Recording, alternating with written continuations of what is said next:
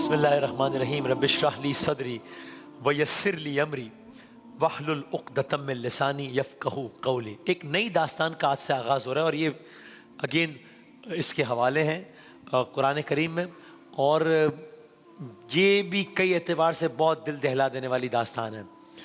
आप कह लीजिए कि एक बादशाह की कहानी है ये सीरीज़ में। कौन है बादशाह, क्या है, अभी आपको अगले कुछ लम्हों में अंदाज़ा होगा। एक छोटा सा रीकैप, दास्तान यूसुफ अलैहिस्सलाम आपने सुनी है, तो या अगर नहीं भी सुनी तो किस्सा मुख्तसर कहता है कि यूसुफ अलैहिस्सलाम किसी तरह, अब मैं सारा वाक़या ज़ाहिर रिपीट नहीं करता, किसी तरह यूसुफ अलैहिस्सलाम मिस्र में आ गए थे, मिस्र के बादशाह बन गए थे। अल्लाह के नबी हज़रत यूसुफ अलैहिस्सलाम, भाइयों वाला वाक़या हुआ, कुएँ वाला वाक़या हुआ, मिस्र में आ गए, हुक्मरानी हो गई। यूसुफ अलैहिस्सलाम ने फिर क्या किया था, अपने पूरे ख़ानदान को मिस्र में, इस पर ज़रा सा आप तवज्जो दीजिएगा 2-3 मिनट, तो वो एक पूरा खाका बैकग्राउंड आपके जहन में आ जाएगा। बच्चों के लिए अर्ज़ कर रहा हूँ कि यूसुफ अलैहिस्सलाम मिस्र में आ गए, वहाँ के बादशाह बन गए थे। उसके बाद उन्होंने अपने भाइयों को, अपने वालिद को, सबको वहीं पर बुला लिया। तो क्या हुआ, पूरे ख़ानदान को अपने यूसुफ अलैहिस्सलाम ने बुला लिया मिस्र में। मिस्र में वो खुश खुर्रम ज़िंदगी गुजारने लगे। वक्त गुजरता गया, साल गुजरते गए। आपसे हमने अर्ज़ किया था कि इन्हीं की औलाद आप कह लीजिए कि बनी इसराइल है, इन्हीं की औलाद। तो अब क्या हुआ, टाइम गुजरता क्या, बनी इसराइल की तादाद बढ़ रही है। कहाँ पे रह रहे हैं, मिस्र में। ठीक, अल्लाह ताला ने बनी इसराइल को माल से नवाजा, दौलत से नवाजा, औलाद से नवाजा, उनकी तादाद बढ़ती गई, फलते फूलते गए, स्टेटस बढ़ता गया। तो और ये मिस्र में आए, बाहर से आए, मिस्र में सेटल हो गए। अच्छा, एक तरफ इनकी तादाद बढ़ रही है बनी इसराइल की, दूसरी तरफ क्या हो रहा है, एक के बाद एक फिरौन की हुक्मरानी तब्दील हो रही है। यानी क्या मतलब, मिस्र के बादशाहों को फिरौन कहते थे, मिस्र के बादशाहों को। इनमें से एक आध कैरेक्टर ज्यादा मशहूर हो गया, लेकिन ये मिस्र के बादशाहों के लिए ये उन्वान आप समझ लीजिए कि इस्तेमाल होता है। तो इधर बनी इसराइल की तादाद बढ़ रही है, वहां एक के बाद एक बादशाह भी आ रहा है, फिरौन आ रहा है।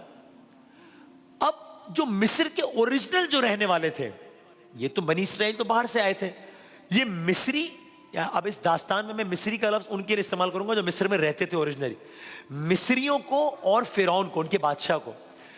इस बात का अंदेशा इनको पैदा हुआ कि भाई ये ना हो कि ये जो कौम बाहर से आई है, यानी कि बनी इसराइल, इनका फाइनेंशियल स्टेटस, हर स्टेटस इतना बड़ा हो रहा है, ये ना हो कि ये हम पर हुक्मरानी करने लगे हैं। एक तासुब वाली फजा भी थी। तो एक काम किया इन्होंने, क्या किया, मैं आजकल के अल्फाज का सहारा लूं, गोया एक एग्जीक्यूटिव ऑर्डर पास कर दिया कि भाई एग्जीक्यूटिव ऑर्डर के जरिए तमाम जो बनी इसराइल थे उनको गुलाम डिक्लेयर कर दिया। यानी एक अलग से एक अजब सिचुएशन हो गई ना। आपको मॉडर्न वर्ल्ड में भी आज से कुछ 100 साल पहले, नॉट एग्जैक्टली लेकिन कुछ इस तरह की कहानियां मिलेंगी, ब्लैक्स और वाइट्स, नॉट एग्जैक्टली, मैं पैरेलल ड्रॉ नहीं कर रहा, लेकिन सिर्फ तो बहरहाल बनी इसराइल को गुलाम डिक्लेयर कर दिया गया और यहां से बनी इसराइल का बुरा वक्त शुरू हो गया। उस दौर का फिरौन था, शायद रैमसेस नाम था उसका, बहरहाल उसने तो जुल्म की सारी हदें ही पार कर दी। क्या किया उसने बनी इसराइल के लड़कों को कत्ल करना शुरू कर दिया। क्यों किया, कैसा किया, वो अलग वाकया, वो बयान नहीं कर रहा, असल वाकये की तरफ मैंने भी आना है। उसने बनी इसराइल पे जुल्म की इंतहा कर दी, लड़कों को कत्ल करना शुरू कर दिया।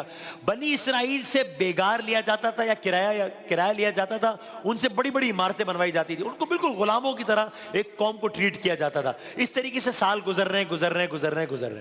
ठीक, यहां तक के अब वो वक्त आया कि अल्लाह ने अपने नबी को भेजा, नाम मूसा अलैहिस्सलाम, उनके भाई हारून अलैहिस्सलाम, इनको अल्लाह ने मबऊस फरमाया और इन्होंने मिस्र में फिरौन को चैलेंज किया। फिरौन से खुले अल्फाज में मुतालबा किया कि हम लोग मिस्र वाले नहीं, हम बाहर से आए हैं, तुमने हमें नाजायज तौर पर गुलाम बना लिया है, तुम हमें आजादी दो, हम मिस्र से चले जाएंगे। तो अब ये बनी इसराइल को फाइनली अपनी एक वॉइस मिल गई है जो कि आवाज बुलंद कर रहे हैं उनके हक में वक्त के बादशाह फिरौन के खिलाफ। तो मिस्र मिस्री, फिरौन बनी इसराइल, मूसा हारून अलैहिस्सलाम, ये इस तरह का मंजरनामा है। तो अब जब मूसा अलैहिस्सलाम ने ये बात की तो फिरौन को तो जाहिर है बात कैसे कबूल हो सकती थी। मुफ्त में कौम मिली हुई है जिसको गुलाम बनाया हुआ है, जिसको अगर मैं आजकल के अल्फाज में रगड़ा लगाया हुआ है, और एक शख्स खड़ा होकर उनकी हिमायत की बात कर रहा है। फिरौन ने इनकार किया। फिरौन के मुसलसल इनकार पर अल्लाह ताला की जानिब से मिस्रियों पर एक के बाद एक करीबन 9 निशानियां नाजिल हुई। 9 निशानियां, अलामात 9। और वो 9 अलामात ऐसी हैं जिनकी ह्यूमन हिस्ट्री में एग्जाम्पल नहीं मिलती कोई। जरा इनकी डिटेल से आपको आगाह करते हैं। यानी अब ये सारे वाकयात हो चुके हैं, कौन से, और उनकी मैं डिटेल्स में भी नहीं जा रहा, कि फिरौन के जादूगरों को मूसा अलैहिस्सलाम के हाथों शिकस्त हो गई है। मूसा अलैहिस्सलाम के असा ने फिरौन के सारे जादू को निगल लिया है। ये सब हो गया है, ये सब हो गया। अब फिरौन लाजवाब हो रहा है लेकिन मान में नहीं रहा। अब अल्लाह ताला की तरफ से निशानियां आ रही हैं। फिरौन के लिए सारी की सारी शिकस्त नाकाबिल बर्दाश्त है। अब अल्लाह ताला ने मूसा अलैहिस्सलाम को हुक्म दिया, जाओ फिरौन के दरबार में जाओ और बनी इसराइल की आजादी का मुतालबा करो। ये भी बड़ी डेवलपमेंट है। एक बादशाह वक्त के दरबार में जाकर अपनी कौम के आगे बढ़ा हुक्म। अगर वो ना माने, अगर फिरौन ना माने, उसको साफ अल्फाज में बता देना है, फिरौन अगर तूने मेरी बात ना मानी तो मेरा अल्लाह पे दर पे ऐसी निशानियां जाहिर करेगा, गोया समझ लो कि जिसका, यानी अगर मैं अपने अल्फाज में कहूं कि अजाब जैसी निशानियां। और ऐसा ही हुआ। क्या हुआ? फिरौन ने, जब मूसा अलैहिस्सलाम गए दरबार में, सारी बात हुई, तो फिरौन ने जवाबन मूसा अलैहिस्सलाम से कहा, ये बनी इसराइली मेरे गुलाम हैं, मैं इनका बादशाह नहीं, नऊजुबिल्लाह, मैं इनका खुदा हूं। जाओ अपने अल्लाह से कह दो जो चाहे कर ले, मैं इन्हें आजाद नहीं करूंगा। आपको शायद ये अल्फाज सुन के हजरत सालेह अलैहिस्सलाम की कौम के अल्फाज भी याद आए। ऊंटनी को मार दिया, ऐ साले आप जिस काम से मना कर रहे थे हमने कर दिया है। नाकतुल्लाह को मार दिया है, जाओ अपने अल्लाह से कहो जो अजाब लाने ले आए। फिरौन यहाँ ये कह रहा है। वो तो एक कौम का मौकफ था, ये एक शख्स का मौकफ है। अब अपने अल्लाह से कहो जो करना है कर ले, मैं इन्हें आजाद नहीं करूंगा। अब मूसा अलैहिस्सलाम ने जवाब में कहा, जाओ, फिर मेरे रब ने भी मुझे हुक्म दिया है कि फिरौन को और मिस्रियों को बता दो, कल से किसी मिस्र वाले को पीने का पानी नहीं मिलेगा। ये कैसी बात की? पानी जिसके बगैर जिंदगी का गुजारा, जिंदगी का सोचना ही नामुमकिन है। ये क्या बात हुई? कल से किसी मिस्री को पीने का पानी नहीं मिलेगा। बात आगे बढ़ाई, कल से जानवरों को, ना ही खेती बाड़ी को पानी नहीं मिलेगा, बल्कि ये समझ लो तमाम मिस्र का, सारे मिस्र का पानी, चाहे वो कहीं का हो, चश्मों का हो, घरों का हो, महफूज किया हुआ पानी हो, मेरा रब उसे खून में बदल देगा। ये कहा और मूसा अलैहिस्सलाम उसके दरबार से निकल गए। अब बहुत इतनी बड़ी बात करके, और यानी 10 साल 100 साल बाद की बात नहीं हो रही, कल से ये हो जाएगा। तुम नहीं मान रहे, मेरा खुदा ये कर देगा।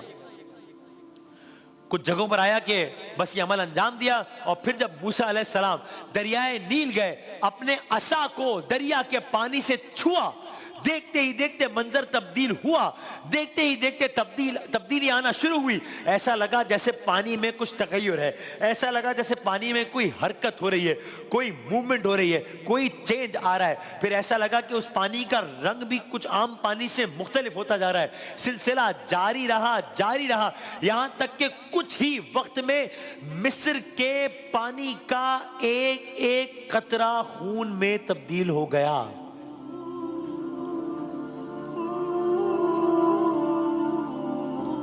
अब मैं सोचता हूं कि मतलब अगर सिर्फ खून तो वैसे खौफ की, अगर इंसान के जिस्म में कट लग जाए, जरा सा खून ज्यादा निकाला है, खौफ की अलामत बन जाता है। आप एक लम्हे को उसको आगे बढ़ा लें। कभी आपने टैप वाटर ऑन किया है, नल खोला है, पानी की बजाय खून आ रहा है, तो ये कितना कितना हैबतनाक होगा मंजर। अब आप सोचें कि वहां पर अगर चश्मे, दरिया, वो पानी की बजाय खून में बदल गए, तो क्या ये एक बदला हुआ मिस्र है? ये एक नई सिचुएशन है। पूरे मिस्र में तहलका मच गया है। फिरौन हो या उसके वज़रा हो, फिरौन या उसके दरबारी हो, फिरौन हो या मुल्क के दौलतमंद उमरा हो, फिरौन हो या गरीब अवाम हो, फिरौन हो या बूढ़े बच्चे हो, औरतें, मर्द, लड़के, लड़कियां, शीरखार बच्चे, सब के सब पानी के लिए तरसने लगे, गोया जिंदगी के लिए तरसने लगे। यानी मौत से बदतर जिंदगी है ना पानी के बगैर। तो अब अजब नहीं कि इस तरह के मनासिर हो रहे हो कि पानी की तलाश में एक शख्स किसी कुएं में डोल डाल रहा है, और जब वो डोल ऊपर आ रहा है तो वो देख रहा है इसमें पानी नहीं, इसमें खून है। अल्लाह ताला ने इस सारी सिचुएशन से बनी इसराइल को महफूज रखा। तो अब ये और अजब बात हो रही है कि एक ही बस्ती में इस तरह की सूरत हाल है, मिस्री जेर अताब है, फिरौन जेर अताब है, बनी इसराइल महफूज है। कहानी में एक ट्विस्ट आता है, क्या? ये सब जब देखा है तो मिस्री खौफजदा हुए, इतने खौफजदा हुए कि उनकी मूसा अलैहिस्सलाम और बनी इसराइल से तो बात करने की हिम्मत ही नहीं हुई। ये डेलीगेशंस की सूरत में गए, फिरौन से मिलने गए, जाके अपने तौर पे पहले सजदा करते, जो करना था करते, फिर फिरौन को मुखातिब करके कहते, नऊजुबिल्लाह, तू ही हमारा रब है, तू हमसे क्यों नाराज हो गया है? तूने मुल्क मिस्र के पानी को खून में बदल दिया है। ये क्या जवाब देगा? इसके पास कोई जवाब नहीं था। वो इनसे कहता कि मूसा ने अपने जादू के जोर पर ऐसा कर दिया है और मैं बहुत जल्द मूसा को नीस्तो नाबूद कर दूंगा, मूसा के जादू को नीस्तो नाबूद कर दूंगा। अभी तो बस मैंने उसे ढील दे रखी है। ये बड़ा ही दोगला आदमी था। इधर ये आवाम से इस तरह की मुतकब्बिराना बातें कर रहा था, दूसरी तरफ क्या कर रहा था? मूसा अलैहिस्सलाम से मुलाकात की दरख्वास्त कर रहा था। यहां तक कि उसने मूसा अलैहिस्सलाम से दरख्वास्त की, हम पर से ये खून का अजाब दूर कर दें, हम पर से ये खून का अजाब दूर कर दें, हम सब आप पर और आपके रब पर ईमान ले आएंगे। ये 360 डिग्री के क्या कहते हैं, पूरी की पूरी तब्दीली है सूरत हाल में। अजब सूरत हाल है, हर तरफ खून है। फिरौन मूसा अलैहिस्सलाम से दरख्वास्त कर रहा है, आप दुआ कीजिए, हमें निजात दिलाइए। ये तो फिरौन ने अपने मौक़िफ़ से बिल्कुल एक तब्दीली ले ली। यहां तक कि वो कह रहे हैं, हम आप पर और आपके रब पर ईमान ले आएंगे।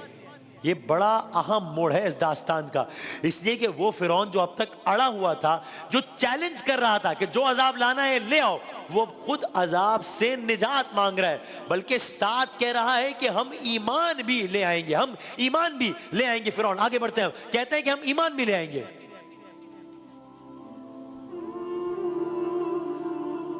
अब मूसा अलैहिस्सलाम से ये कह रहा है कि आप दुआ कीजिए कि ये अजाब टल जाए। आपको याद है कुछ दिनों पहले अर्ज किया था, एक शख्स था, बालम बऊर का वाकया था, मूसा अलैहिस्सलाम के खिलाफ बद्दुआ करने चला था। उसका अंजाम क्या हुआ था? कुरान में अल्लाह ताला ने कहा उसकी मिसाल एक कुत्ते जैसी है। यहां मूसा अलैहिस्सलाम से दुआ की गुजारिश की जा रही है। फिरौन गुजारिश कर रहा है, कल तक कह रहा था अजाब ले आओ, आज कह रहा है अजाब टाल दो, कल तक कह रहा था मैं खुदा हूं, आज कह रहा है आपके खुदा पर ईमान ले आऊंगा। अब गुजारिश कर रहा है दुआ कर दीजिए। तो मूसा अलैहिस्सलाम दुआ करेंगे? कल अर्ज करेंगे।